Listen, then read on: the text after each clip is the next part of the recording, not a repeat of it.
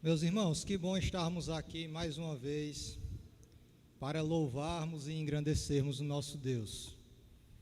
Que bom estarmos aqui no dia do Senhor para glorificar e exaltar aquele que fez os céus e a terra, aquele que tem o poder e o domínio sobre todas as coisas. Que bom, irmãos, estarmos juntos para louvar e engrandecer esse Deus tão poderoso, tão misericordioso, tão gracioso. Irmãos, é sempre um privilégio estar aqui à frente, e antes de a gente adentrar o texto, eu queria publicamente fazer um agradecimento a Deus por hoje poder estar aqui com minha esposa, com minha mãe, meu pai que também teve Covid, mas graças a Deus estão todos recuperados. Sou grato a Deus por eles, em especial, e por todos os irmãos que também já contraíram essa doença terrível, mas estão aqui, graças a Deus. É motivo de louvarmos a Deus. E passamos 2 domingos sem vir à igreja, e como é estranho, irmãos, um domingo sem vir à igreja. Um domingo em casa, sem vir à casa do Senhor, sem estar aqui junto com os irmãos, é muito estranho, muito diferente. Mas que bom, irmãos, que estamos aqui. Graças a Deus eu nem peguei o Covid, graças a Deus, e quem pegou, graças a Deus se recuperou bem. Glória a Deus por isso. Irmãos, vamos abrir nossas Bíblias em Mateus, no Evangelho de Mateus, capítulo 5.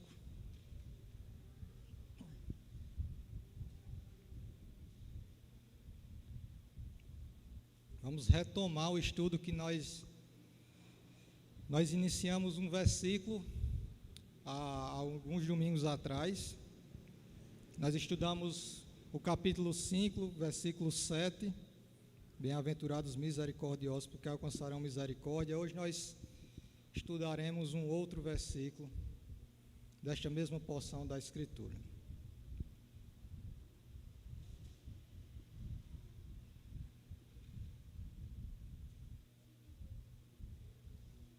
Irmãos, apesar de focarmos em apenas um versículo, eu queria, à semelhança do domingo anterior que nós estudamos, queria ler toda essa passagem que marca o início aqui do Sermão do Monte, uma das passagens mais conhecidas da Bíblia, as bem-aventuranças. E eu convido os irmãos a lermos em uníssono toda essa passagem, Mateus 5, do versículo 1 ao 12. Leiamos em uníssono. Vendo Jesus as multidões, subiu ao monte e, como se assentasse, aproximaram-se os seus discípulos. E ele passou a ensinar-lhes, dizendo: Bem-aventurados os humildes de espírito, porque deles é o reino dos céus. Bem-aventurados que choram, porque serão consolados. Bem-aventurados os mansos, porque herdarão a terra.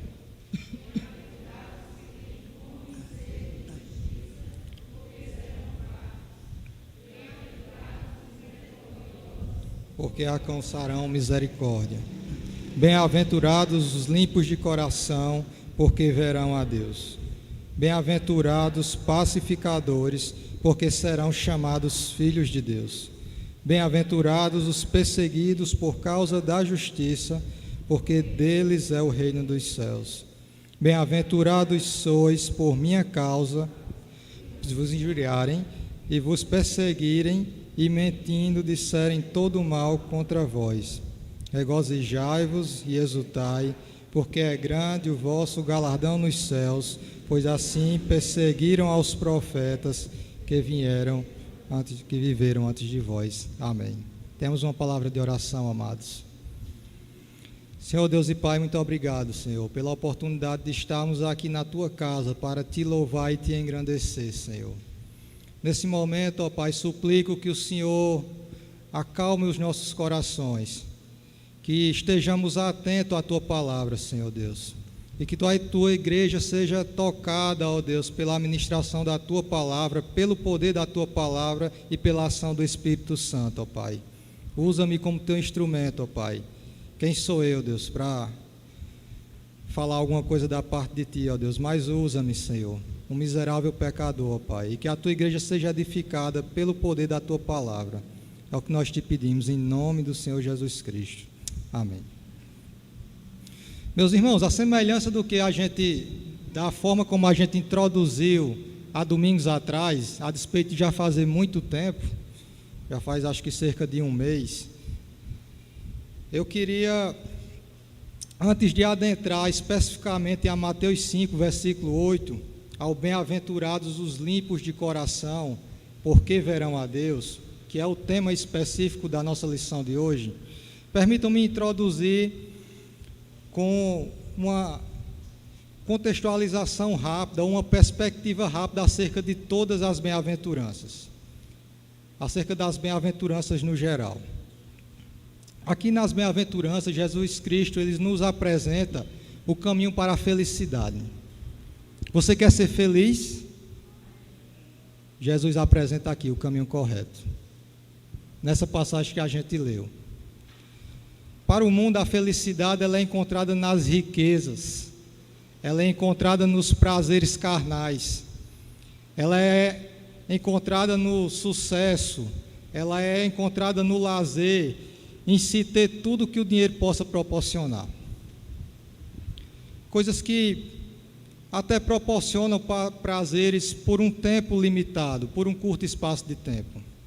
Entretanto, esses prazeres, eles são momentâneos, são muito rápidos. No instante eles passam e as angústias, as tristezas, as decepções da vida voltam ao seu coração. As angústias da vida voltam ao seu coração. Os bem-aventurados é que são felizes. Aqueles que vivem de acordo com o que Jesus propôs aqui é que são verdadeiramente felizes. Só que mais do que trazer felicidade, as bem-aventuranças elas estabelecem características ou qualidades essenciais à pessoa do crente, à pessoa do servo de Cristo. E é muito importante que nós saibamos exatamente o que as bem-aventuranças revelam com relação ao servo de Cristo. É muito importante nós sabermos que as bem-aventuranças elas revelam qualidades e características que são essenciais a nós. São características e qualidades que nós temos que ter. Não é opção. Você é servo de Cristo, você tem que ter essas qualidades. Você tem que ter essas características. Mas ainda em um contexto geral, eu queria relembrar aos irmãos as 3 lições acerca das bem-aventuranças que já mencionei anteriormente, pois acredito ser importantíssimo fixarmos esse entendimento acerca desta passagem em uma perspectiva geral. E quais são as lições, meus irmãos, acerca das bem-aventuranças no geral? A primeira lição que eu queria relembrar aos irmãos é que todos os crentes devem ser assim.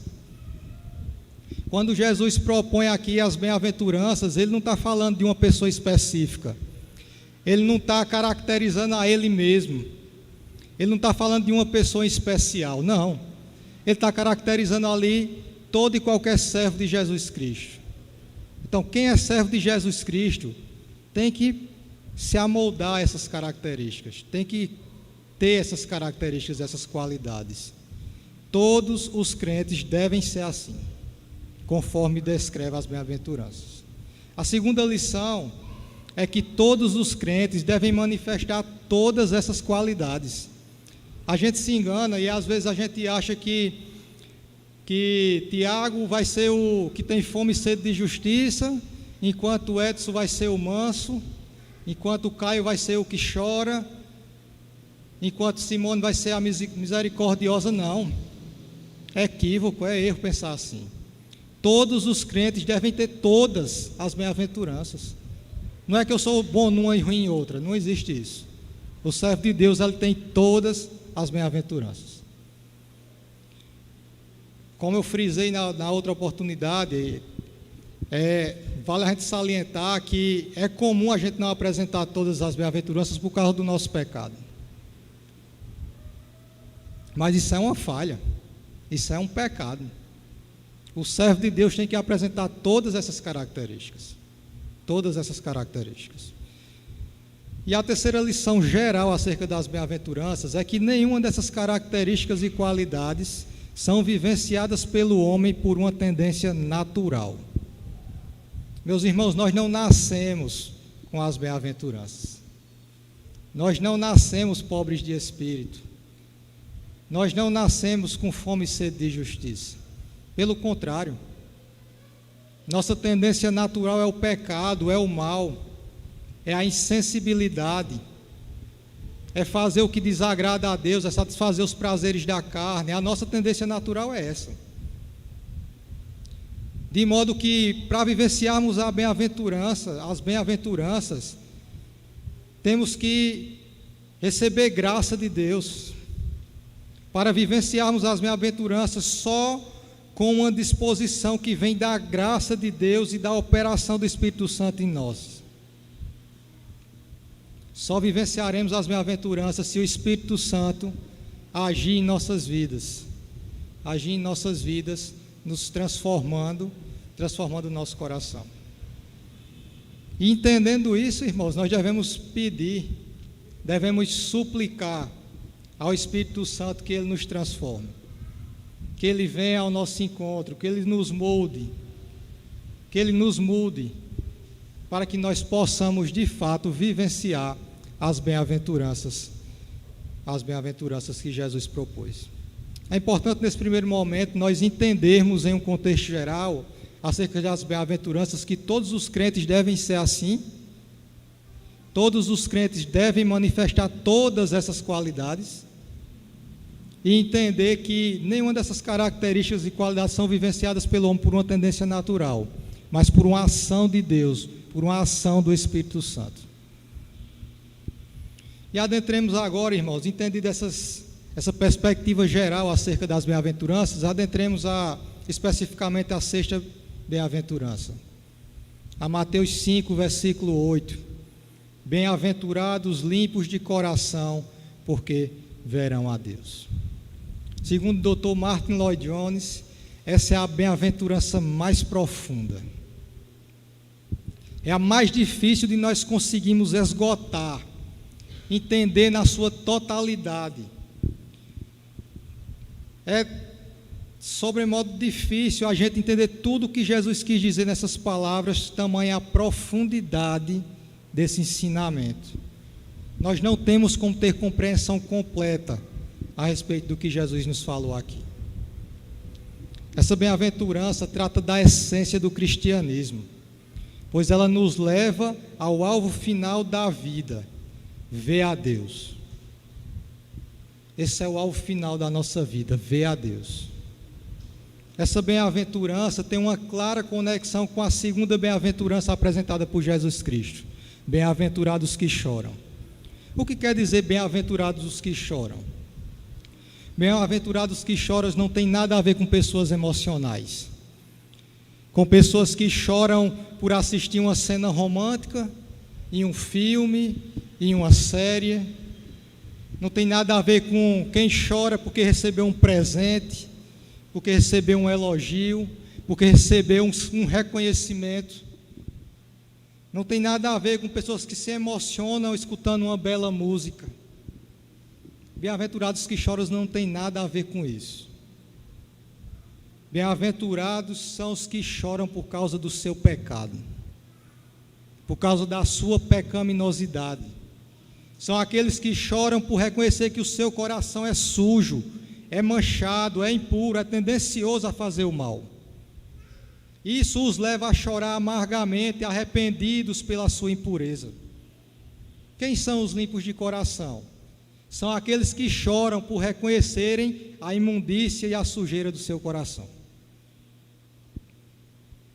A única maneira de alguém vir a ter o coração puro é primeiro reconhecendo o quão impuro é o seu coração. E aí ele é levado a chorar intensamente. E é levado a se arrepender e a ser transformado pelo Espírito Santo de Deus. Só aqueles que são bem-aventurados porque choram são os que desejam e anelam verdadeiramente serem limpos de coração. Serem limpos de coração. Mas vamos procurar entender o que o Senhor Jesus nos ensinou nessa bem-aventurança. E nós vamos fazer isso buscando compreender as três expressões principais relatadas nesse versículo, que são coração, pureza e verão a Deus. Vamos tentar entender essas três palavras, essas três expressões de Jesus aqui nesse versículo. E vamos iniciar com a palavra coração. O Evangelho de Jesus Cristo interessa-se pelo estado do coração. Toda a sua ênfase recai sobre o coração. O coração ocupa lugar central no ensino de Jesus Cristo. Mas o que é coração? Qual o sentido bíblico para a palavra coração? Quando a Bíblia fala de coração, do que ela está falando? Meus irmãos, certamente a Bíblia não está falando desse órgão que está aqui, do lado esquerdo do meu peito, que está aí do lado esquerdo do seu peito, que está bombeando seu sangue aí para todo o seu corpo. Quando a Bíblia fala em coração, certamente ela não está falando do órgão coração. Na perspectiva bíblica, o coração é tido como o centro da personalidade de uma pessoa. O coração não é apenas o lugar responsável pelos nossos afetos e emoções, mas é responsável pelo centro da personalidade de uma pessoa. Dr. Lloyd Jones diz que o coração é o centro do ser e da personalidade do indivíduo. É igualmente a fonte de onde brota tudo quanto daí se segue. Inclui mente, inclui vontade, inclui as emoções. Essa palavra coração considera o homem em sua totalidade. E foi precisamente essa totalidade que nosso Senhor quis destacar. O que quer dizer coração na perspectiva bíblica? É o lugar em você de onde sai tudo que você é. É aquele lugarzinho lá em você de onde sai tudo que você é. Inclui a mente, inclui vontade, inclui emoções. Considera o homem em sua totalidade, em sua inteireza, em todo o seu ser.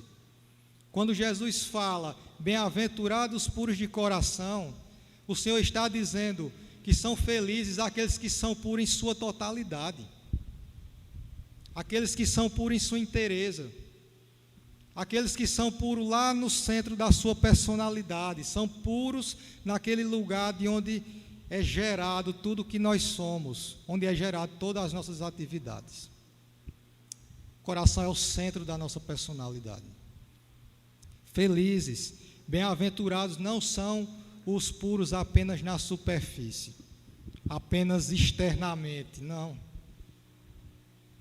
Bem-aventurados são aqueles que são puros também no seu interior, aqueles que são puros ali naquele lugar que nenhuma outra pessoa pode enxergar, aquele que é puro no mais íntimo do seu ser, assim como também é puro externamente, até porque sendo puro internamente, externamente nós seremos puros. Externamente nós seremos puros. Enfim, feliz aquele que é puro em sua totalidade, puro na mente, nas suas vontades, nas suas emoções, nos pensamentos, nas suas motivações, ações, enfim, em sua totalidade. O Evangelho ele não trata apenas do exterior, não apenas do interior. O Evangelho trata da totalidade do homem. Da totalidade do homem. Meus irmãos, acerca do nosso coração, é importante nós sabermos que ele também é a fonte de todas as nossas dificuldades. Nosso coração é a fonte de todas as nossas dificuldades. O Senhor Jesus esclareceu em Mateus 15:19, porque do coração procedem os maus desígnios, homicídios, adultérios, prostituição, furtos, falsos testemunhos, blasfêmias.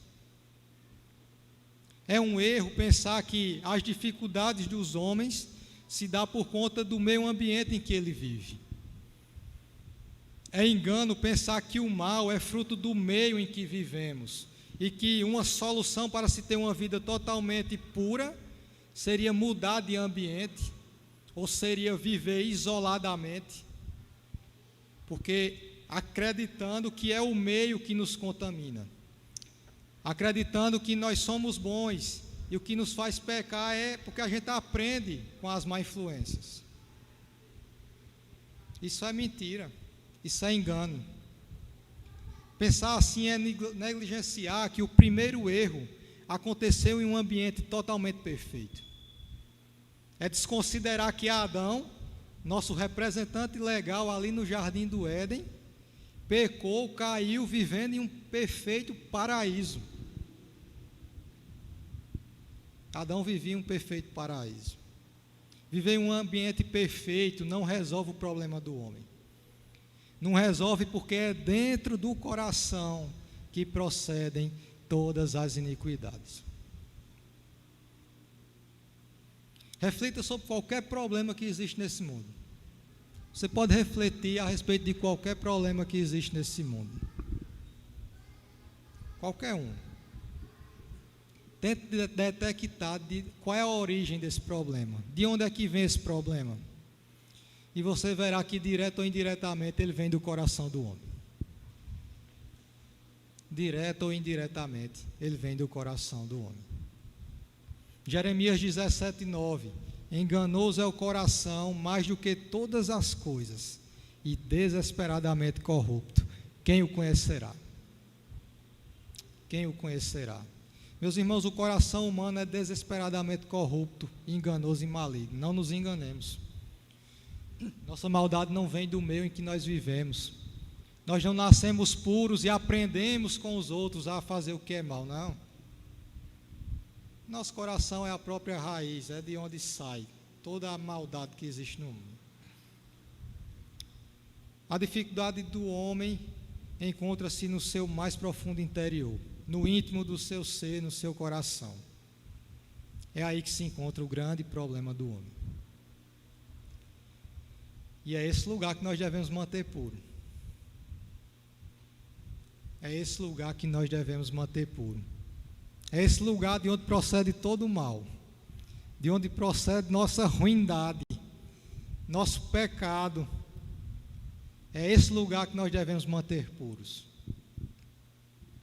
Provérbios 4:23. Sobre tudo o que se deve guardar, guarda o teu coração, porque dele procedem as fontes da vida. Porque deles procedem as fontes da vida. Meus irmãos, e por que a pureza deve ser principalmente no coração? Porque Deus não vê a sua aparência. O Senhor vê o seu coração. Meus irmãos, não nos enganemos. Deus não está nem um pouco preocupado com a sua aparência. Deus vê o seu coração. A pureza exterior, ela pode ser aparente, ela pode ser fingida, ela pode ser forjada, ela pode ser uma encenação. Irmãos, existem muitos atores na humanidade. E, infelizmente, existem muitos atores dentro das igrejas. Pessoas que aparentam tamanha santidade na igreja, pessoas que aparentam pureza quando estão juntos dos irmãos, mas no seu interior tudo aquilo é mero fingimento, encenação. Louco a quem tu estás enganando. A pureza exterior pode ser fingida. E pode ser que nós nunca saibamos que tal irmão possui um interior maldoso, soberbo, avarento, egoísta, cheio de pecado. Mas Deus não vê a aparência. Deus vê o coração. Deus vê o interior. Deus vê o mais íntimo do teu ser. Deus sabe mais do que nós mesmos quem nós somos de verdade. Você sabia disso? Deus sabe mais do que você quem você é de verdade. É possível nós nos enganarmos. Até porque o nosso coração é mestre em fazer esse tipo de coisa. Enganoso é o coração, a gente acabou de ler. Agora, a Deus não tem quem engane. Não há quem pegue o Senhor de surpresa. Não há quem dê uma fingidinha diante de Deus. Deus vê o nosso coração, meus irmãos. Não se engane. Não se engane. O exterior é importante? Claro que sim. Mas Jesus não está preocupado apenas com o exterior. Deus está preocupado com o interior. Jesus viveu com os fariseus. E qual era o grande problema dos fariseus? Os fariseus eram legalistas.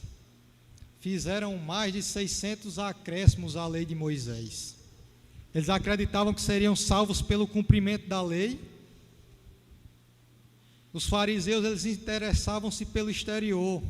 Entretanto, eles ignoravam o interior. Esta é a grande acusação de Cristo contra eles. Os fariseus sempre reduziam a maneira de viver e a retidão a uma simples questão de conduta, de ética, de comportamento. Os fariseus resumiam a vida cristã a uma simples maneira de viver de forma ética, com um comportamento aparentemente bom.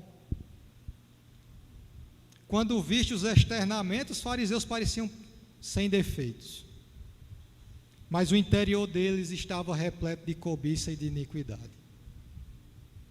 O Evangelho, ele traz à tona tudo quanto se oculta em nós. Tudo quanto se oculta em nós. Jesus condenou a hipocrisia dos fariseus. Em Mateus 23, do 25 ao 27, ai de vós, escribas e fariseus hipócritas, porque limpais o exterior do copo e do prato, mas estes por dentro estão cheios de rapina e intemperança. Fariseu cego, limpa primeiro o interior do copo, para que também o seu exterior fique limpo. Ai de vós, escribas e fariseus hipócritas, porque sois semelhantes a sepulcros caiados, que por fora se mostram belos, mas interiormente estão cheios de ossos de mortos e de toda imundícia. Jesus compara os hipócritas, aqueles que fingem exteriormente serem uma coisa, mas interiormente são outra. Jesus compara estes a sepulcros caiados. Sepulcros pintadinhos por fora. Por fora são bonitos, tão bem pintadinhos. Mas se você abrir o sepulcro, é podridão. É podridão. Ai de vós, hipócritas. Ai de vós, hipócritas. Os fariseus eram bons apenas em aparências. Por isso, lá em Mateus 5, 20, Jesus disse: se a vossa justiça não exceder em muito a dos escribas e fariseus, jamais entrareis no reino dos céus. Jamais entrareis no reino dos céus. Deus não vê nossa aparência, irmãos. Não se engane, Deus não vê a nossa aparência. Deus contempla o nosso coração. O nosso coração. Mas por que a pureza deve ser principalmente no coração? Porque o coração é o lugar da morada de Deus. Deus habita com o abatido e contrito de coração. Isaías 57, 15. Efésios 3, 17. O coração puro é onde Deus faz morada.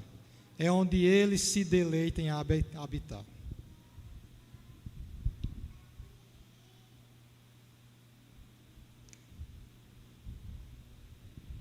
Meus irmãos, quais os sinais de um coração puro? Quem tem um coração puro serve a Deus com integridade. Esse é o momento em que nós devemos refletir a esse respeito. Não só esse ponto, eu ainda vou expor mais dois. Mas certamente a gente não vai dar tempo agora a gente meditar profundamente e verificar com base nesses pontos se nós temos de fato um coração puro. Mas eu desafio os irmãos a refletirem em casa, quando vocês se deitarem, se acalmarem, reflita a respeito se você tem um coração puro. Primeiro sinal de um coração puro, ele serve a Deus com integridade. Eu sirvo a Deus com integridade? Eu sirvo a Deus com totalidade, com todo o meu ser? Ou eu estou dividido entre Deus e outras coisas?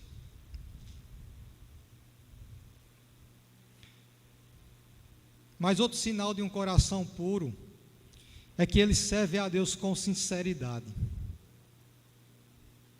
Quando os lábios do servo de Deus estão orando, o seu coração está orando, assim como Ana fez em 1 Samuel. Ele está orando com todo o seu ser, ele está concentrado, está orando com verdade, sinceridade em seu coração. Ele não está orando com o olho fechado e outro aberto para ver quem está orando, quem está conversando, quem aproveitou o momento de oração para se levantar e fazer qualquer outra coisa, não. O servo de Deus, quando ele está orando, ele está orando. Ele está orando com o seu coração, com todo o seu ser, ele está concentrado, ele não está prestando atenção nas outras coisas. O servo de Deus, ele ora com sinceridade, com integridade, com todo o seu ser. Quando os lábios do servo de Deus cantam, ele está adorando de coração ao Senhor. Efésios 5:19. Quando o servo de Deus está louvando ao Senhor, ele louva de coração. Ele louva em seu interior, não só externamente para os outros ouvirem. Não, ele adora ao Senhor com sinceridade, com verdade.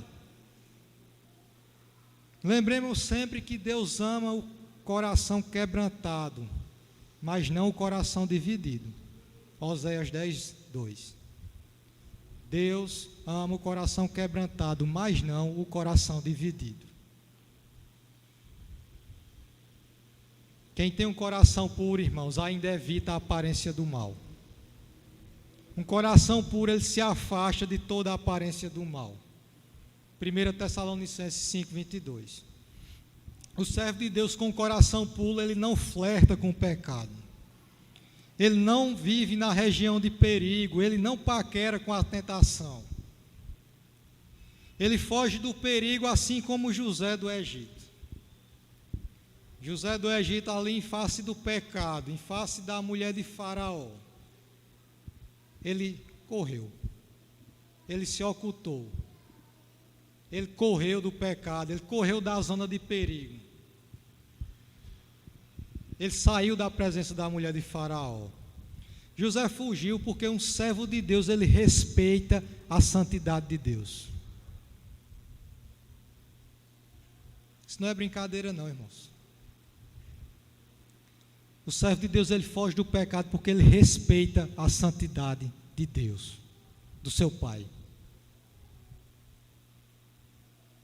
Ele foge da aparência do mal por amor a Deus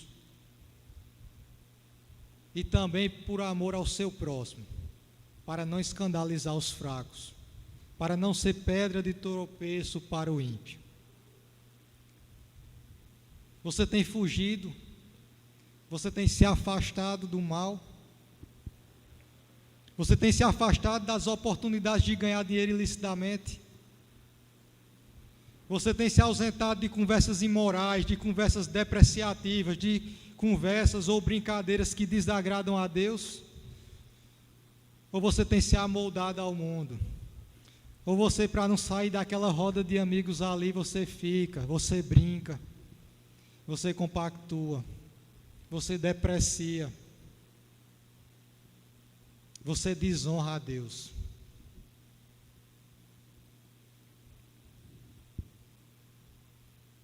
Você tem se afastado do que te afasta de Deus?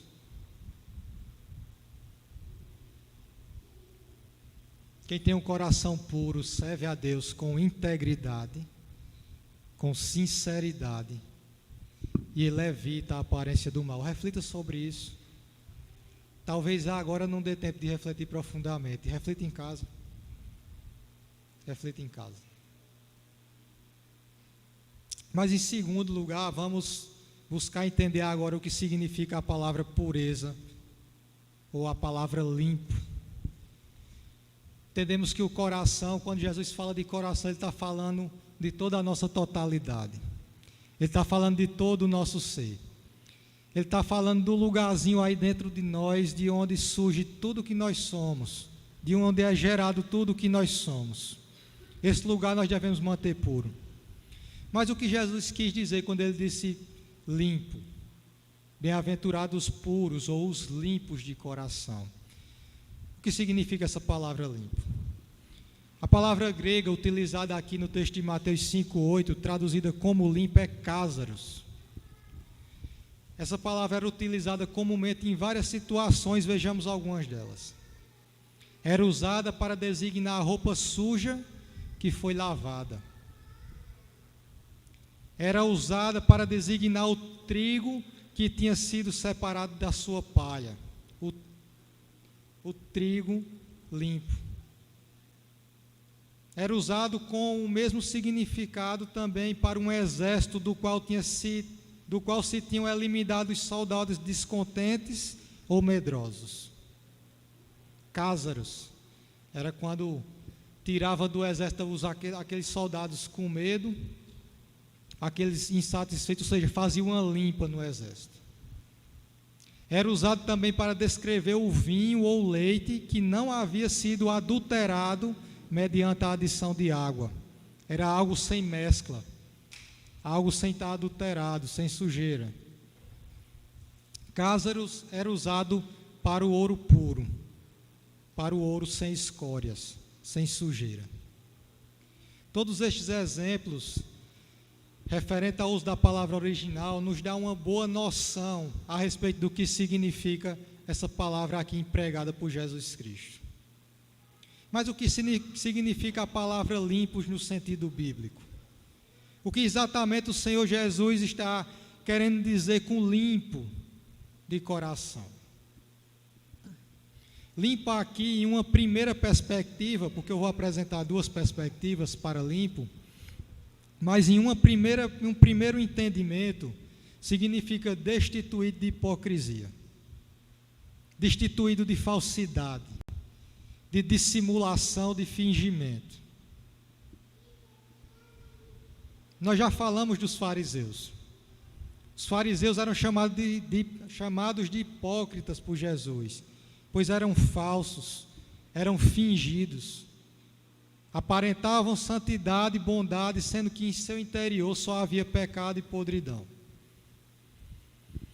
Então, nesse primeiro entendimento, ser limpo é ter uma devoção a Deus completa, com todo o seu ser. É uma devoção sincera, verdadeira e não dividida. E não dividida. É uma devoção limpa. É uma devoção sem estar dividida, sem estar misturada com nada. É uma devoção em integridade, em totalidade. É uma devoção que não está contaminada com impurezas. Um ótimo exemplo de alguém com o coração limpo é o do salmista no Salmo 86, 11. Quando ele suplica: ensina-me, Senhor, o teu caminho e andarei na tua verdade. Dispõe-me o coração para só temer o teu nome. Só temer o teu nome. Dispõe o meu coração para temer só a ti, Senhor. Nada mais. Nenhuma impureza, nenhuma divisão. Que o meu coração tema só a ti. Só a ti. Nosso grande problema diante de Deus, meus irmãos, é o nosso coração dividido. Está aí o grande problema do ser humano, coração dividido. Essa é a nossa grande dificuldade. Uma parte do meu ser, ela quer conhecer a Deus, ela quer louvar a Deus, ela quer exaltar a Deus, ela quer engrandecer ao Senhor, ela quer satisfazer a Deus. Mas a outra parte de mim quer exatamente o contrário. Outra parte de mim quer satisfazer a minha carne, quer satisfazer o meu eu, quer satisfazer os meus desejos carnais, que são contrários à vontade de Deus. E Paulo falou a respeito desse problema lá em Romanos 7, 22 e 23. Porque no tocante ao homem interior tenho prazer na lei de Deus, mas vejo nos meus membros outra lei, que guerreando contra a minha lei, a lei da minha mente, me faz prisioneiro da lei do pecado, que está nos meus membros. Paulo ainda completa, versículo 25, a parte B, de maneira que eu de mim mesmo com a mente sou escravo da lei de Deus, mas segundo a carne, da lei do pecado. Da lei do pecado. Meus irmãos, o coração limpo é o coração que não está dividido. Tendo sido esta a razão pelo qual o salmista, tendo compreendido a sua dificuldade, assim como Paulo compreendeu, ele orou ao Senhor para que lhe dispusesse o coração para só temer ao Senhor. Não vejo outra ação para nós hoje, irmãos, a não ser pedir ao Senhor, reconhecendo a nossa dificuldade, pedir ao Senhor que limpe o nosso coração. Lembra quando eu introduzi as bem-aventuranças? As bem-aventuranças não são vivenciadas por uma questão natural. Você nunca vai ter vontade de ser limpo de coração por vontade própria. Peça a Deus, porque é através da ação do Espírito Santo de Deus que nós conseguimos vivenciar as bem-aventuranças. E foi o que o salmista fez aqui. Reconhecendo a sua dificuldade, ele orou ao Senhor: Senhor, dispõe o meu coração para temer só a Ti. É como se o salmista estivesse dizendo: Senhor, faz o meu coração tornar-se verdadeiro, sem hipocrisia, sem divisão. Tira dele as divisões, as duplicidades, as sujeiras, a podridão, e deixa-o puro, sincero, livre de toda falsidade, livre de toda hipocrisia.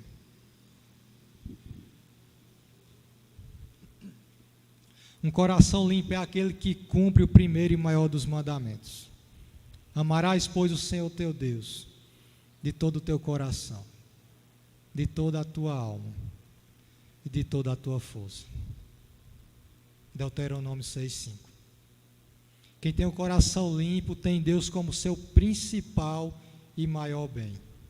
Quem tem o coração limpo vive para a glória de Deus em todos os aspectos da sua vida.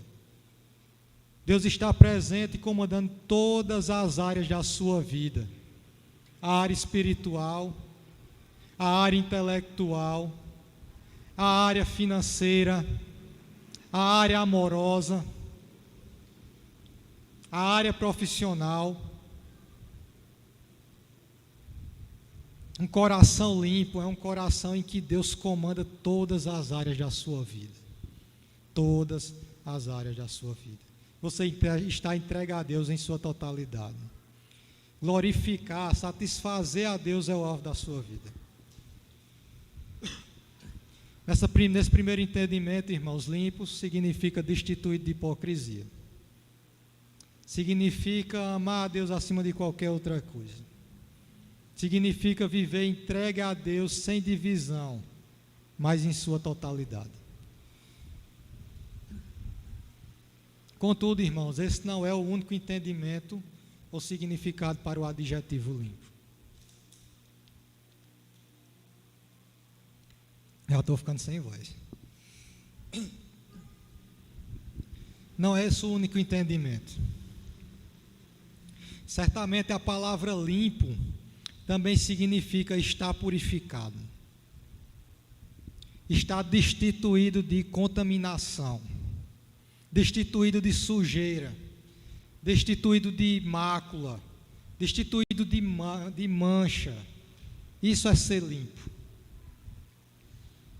Meus irmãos, quando Jesus fala em sermos limpos de coração, Ele está falando de santificação.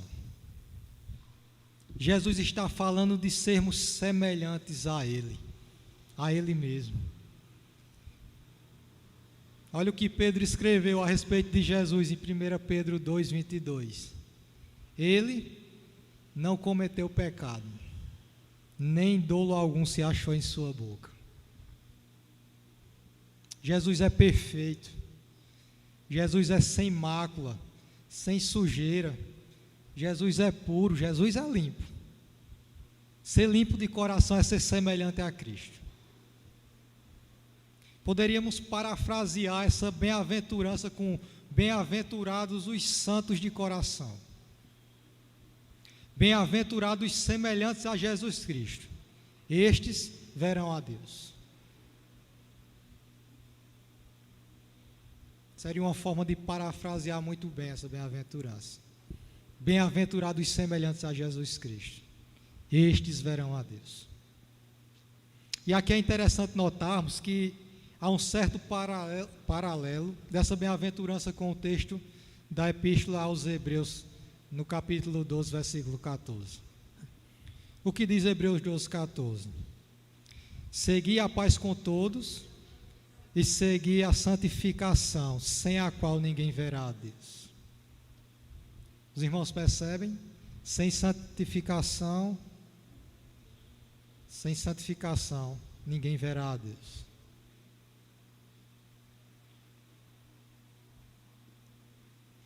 Só um segundo, irmãos, eu bati aqui numa tecla errada. Sem santificação, ninguém verá a Deus.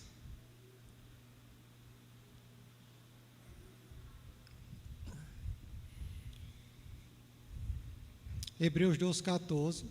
Segui a santificação, sem a qual ninguém verá a Deus. Sem santificação, ninguém verá a Deus. A punição para não ser santo é não ver a Deus. E essa ideia está em plena harmonia com o que a gente está vendo em Mateus 5:8. Bem-aventurados os limpos de coração, ou bem-aventurados os santos de coração, porque estes verão a Deus. Na carta aos Hebreus, a palavra diz: sem santificação ninguém verá a Deus. E nessa bem-aventurança, Jesus diz: só os santos verão a Deus. Só os santos verão a Deus. São dois versículos em plena harmonia. Em plena harmonia. Meus irmãos, ver a Deus é o objetivo de todo cristão. Mas para ver a Deus é necessário ser limpo de coração, santo de coração. E é importante deixar muito claro que isso envolve a pessoa inteira, a pessoa em sua totalidade. Muitos costumam reduzir o limpo de coração a rituais, a religiosidade, a práticas boas, a ser uma pessoa decente, a ser uma pessoa que conhece intelectualmente a doutrina da igreja, a ser uma pessoa moralmente correta. Muitas pessoas reduzem ser limpo de coração a essas coisas. Meus irmãos, eu não quero dar a entender que essas coisas sejam ruins, não. Conhecer a doutrina da igreja é importante. Ser uma pessoa boa, ter boas práticas é importante, é bom, é correto. O que nós não podemos é limitar ser puro de coração a somente estas práticas externas. Ser limpo de coração é muito mais do que isso. Só isso era muito fácil. Ser limpo de coração é muito, muito, muito mais do que isso. Envolve o homem em todo o seu ser, em sua totalidade. Não adianta você pode ser bom como for para os outros externamente, se o seu coração estiver cheio de pecado, se as suas intenções forem impuras. Eu costumo dizer direto quando a gente trabalha nos jovens, que inclusive eu posso estar aqui pregando e estar desagradando a Deus. Vocês sabiam? Eu posso estar pregando aqui e posso estar desagradando a Deus. Porque eu posso estar aqui com a motivação errada. Eu posso estar aqui esperando que no final alguém diga: ei, fosse bem, viu? Eu posso estar aqui esperando que alguém no final diga: ei, rapaz, tu é bom, viu? E se essa for a motivação do meu coração, eu estou pecando aqui. Eu estou pregando a palavra de Deus. Deus, pelo seu poder, está abençoando as pessoas e eu ainda estou pecando aqui. Não é só fazer a boa ação. Não é só estar aqui cantando aqui na frente. Não é só estar aqui dirigindo o culto. Era fácil demais, irmãos. Se a motivação do meu coração aqui não for agradar a Deus, não for servir a Deus, não for amar os irmãos, eu estou pecando aqui na frente. Eu não me engano, não. Eu não me engano, não. E, abrindo um parêntese, quando a gente vem aqui à frente, é sempre um desafio nesse sentido. Porque o coração humano, ele gosta de aplauso. O coração humano, ele gosta de aplauso. Ele gosta de reconhecimento. E quando a gente vem aqui à frente, é oração. Deus, não me deixa eu me levar por esse caminho, porque eu não sou super-homem não, e tenho certeza que nenhum que vem aqui na frente é. Muita oração, irmãos. Muita oração para que a gente faça a coisa certa com a motivação correta. Por amor a Deus. Por amor aos nossos irmãos. E não por vaidade. Não esperando reconhecimento. Não esperando aplauso. O coração limpo é o coração que não está dividido. Ele está destituído de toda e qualquer contaminação. É um coração que serve a Deus em sua inteireza. Quais são as razões para nós termos um coração puro, irmãos? Eu vou só citar as razões. Poderia falar um pouco sobre cada uma, mas o tempo já está acabando. Razões para se ter um coração puro, porque essa é uma ordem de Deus. Primeira razão, porque essa é uma ordem de Deus. A santificação, o ser puro de coração não é uma opção para o cristão. Você é cristão, a santificação é uma ordem. A santificação é uma ordem. Sede santos porque eu sou santo, 1 Pedro 1,16. Porque esta é a vontade de Deus, a vossa santificação, 1 Tessalonicenses 4,3. Segunda razão para termos um coração puro, porque ser puro é um propósito da nossa eleição. Deus nos escolheu em Cristo para sermos santos e irrepreensíveis, Efésios 1,4. Deus nos escolheu não foi para ficar sentado no banco. Deus nos escolheu não foi para vivermos acomodados, relaxados, alheios à obra de Deus, não. Porque tem muita gente que usa essa teoria, né? Vai falar da predestinação, aí fala que a predestinação deixa o crente relaxado. O crente não tem vontade de fazer a obra de Deus, porque ele sabe que tudo já está predestinado. O crente que não tem vontade de fazer a obra de Deus é o primeiro sinal de um crente que não é predestinado. Saiba logo, irmão, se você tem esse pensamento, não se engane não. Porque Deus nos predestinou, não foi para ficarmos acomodados não. Deus nos escolheu em Cristo para sermos santos e irrepreensíveis. Para sermos semelhantes a Cristo. E Cristo se envolvia com a sua obra. Se nós somos semelhantes a Cristo, se nós fomos eleitos para ser semelhantes a Cristo, foi para nos envolvermos na obra do Pai. Deus nos predestinou para sermos conforme a imagem de Jesus, Romanos 8, 28. Não sou eu que estou falando não, irmãos. Se fosse eu que estivesse falando, não era ninguém não.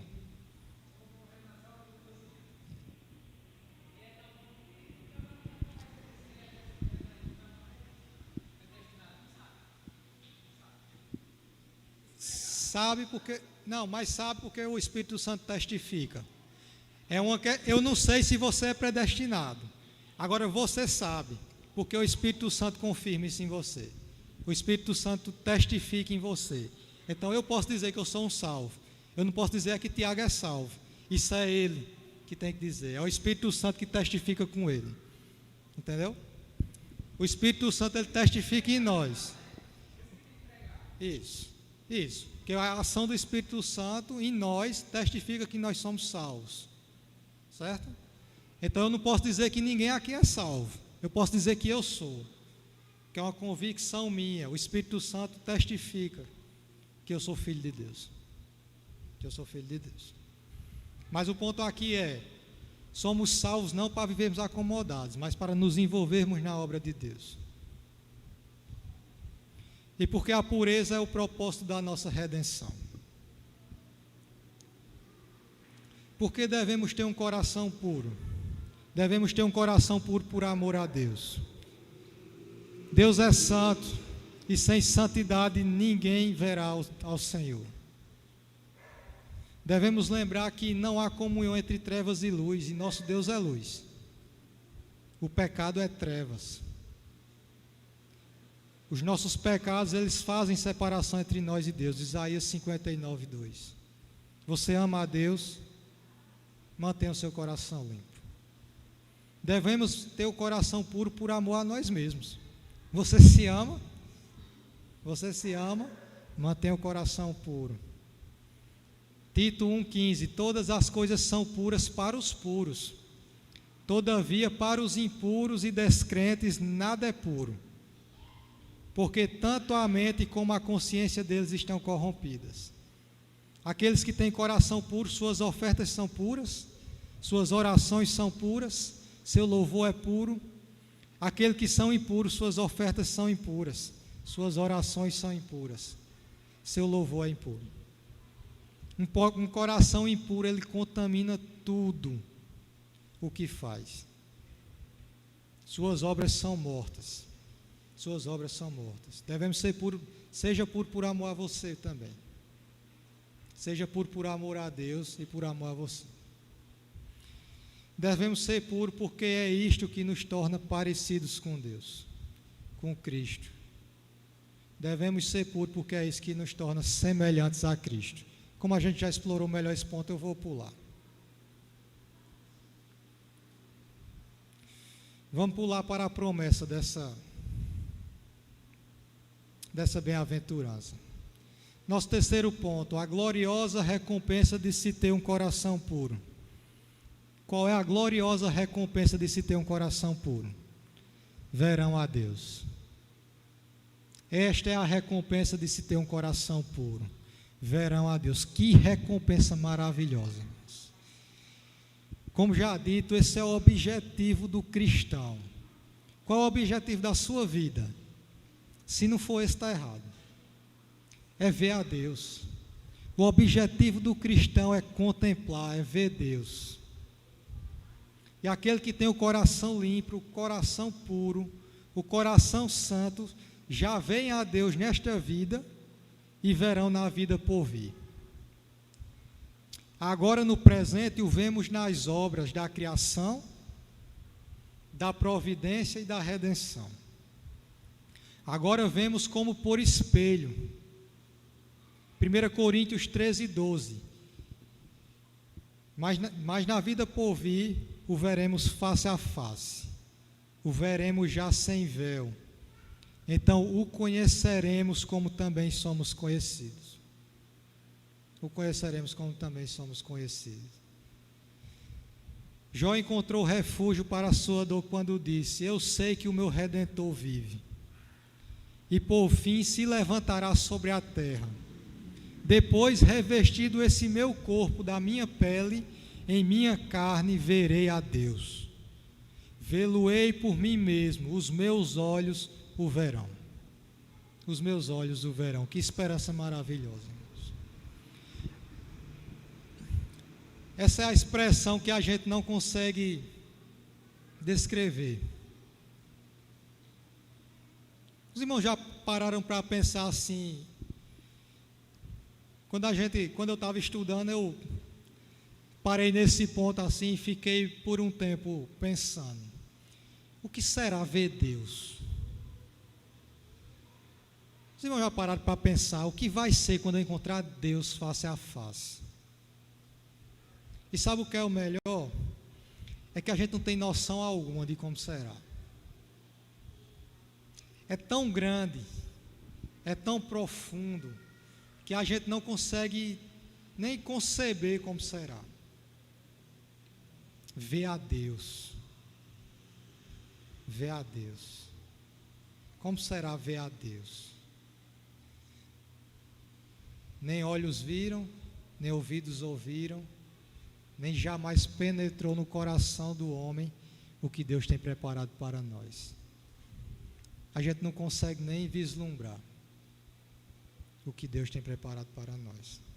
Mas a Bíblia nos dá alguns relatos de como essa experiência será. Nossa visão de Deus no céu será uma visão transparente, em primeiro lugar. 1 Coríntios 13, 12, versículo que eu acabei de ler. Agora vemos como por espelho obscuramente, mas depois conheceremos como também somos conhecidos. 1 João 3,2, o veremos como Ele é. Que excelência, irmãos. Que maravilha. Será esse momento, será indescritível. Ver o nosso Senhor face a face. Não se tem palavras para se descrever esse momento.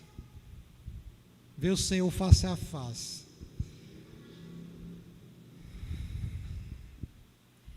Nossa visão de Deus na glória será uma visão transcendente.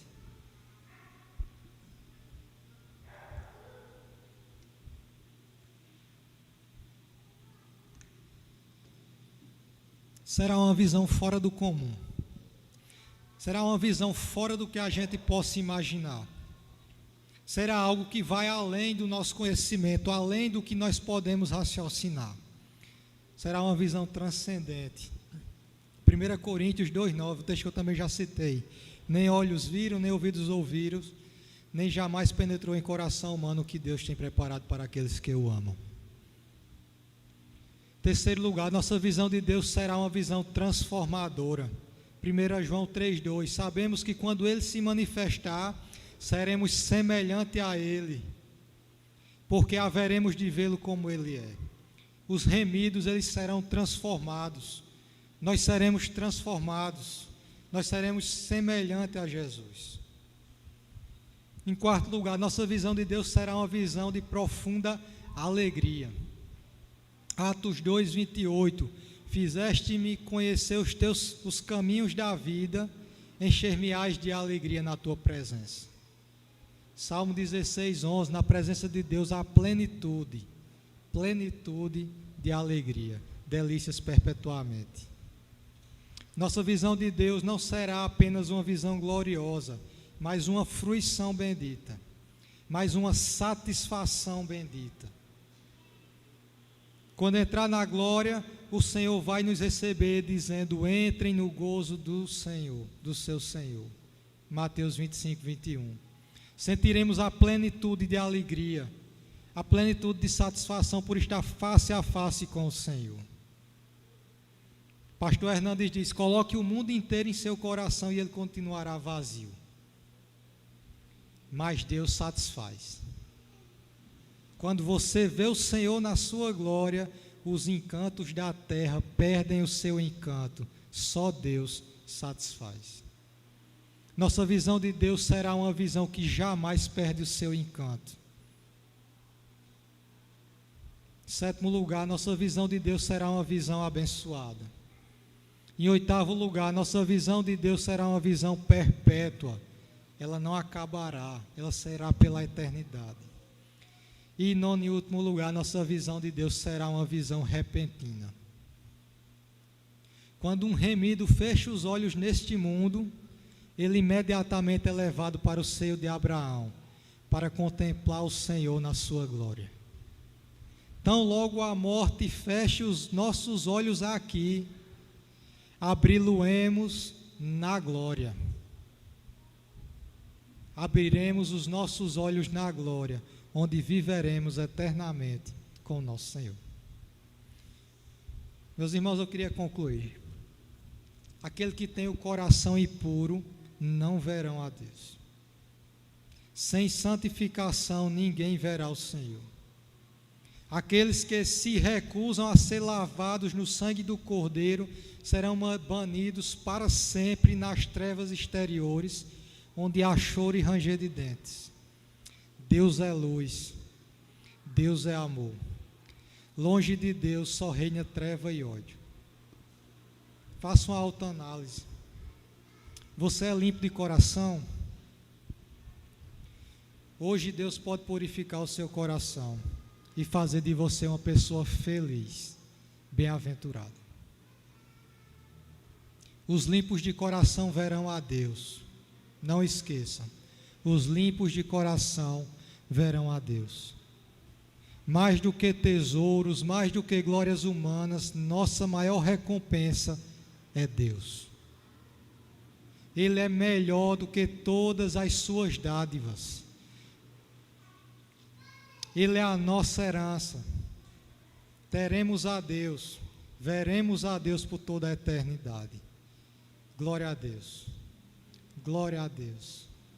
Glória a Deus. Aleluia. Amém. Amém. Oremos ao Senhor, irmãos.